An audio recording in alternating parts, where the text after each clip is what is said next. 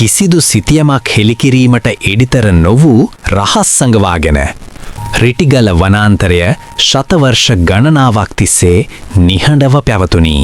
ඔහු වනාන්තරය තුලට පියමනින විට නොපෙනෙන දෑස් සමූහයක් තම සෑම චලනයක් දෙසම බලා සිටින්නාක් මෙන් අවට වායුගෝලය එන්නම බර. කුරුල්ලන් සුලග හෝ කෘමීන්ගේ ශබ්දයක් නොමැතිව වනාන්තරය එකවරම අස්වභාවික නිහැඩියාවක ගිලී ගියය.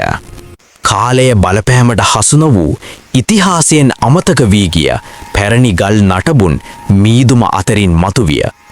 රාත්‍රිය උදාවත්ම එම ගල් මත කොටා තිබූ අද්භූත සංකේත මන්දාරම් එළියකින් දිලිසෙන්නට පටන් ගත්තේය. කිසිදු පෙරනිමිත්තක් නොමැතිව ඔහු පසුපස තිබූ වනාන්තර මාවත මීදුම විසින් ගිලගනු ලැබ අතුරුදහන් විය.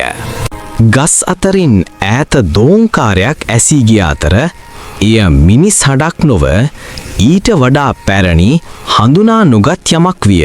ඉර උදාවත් සමග වනාන්තරය නැවතත් නිහඬ වූ අතර ඔහු රිටිගලට ඇතුළු වූ බවට කිසිදු සාක්ෂියක් කිසිවෙකුටත් සොයාගත නොහැකි විය.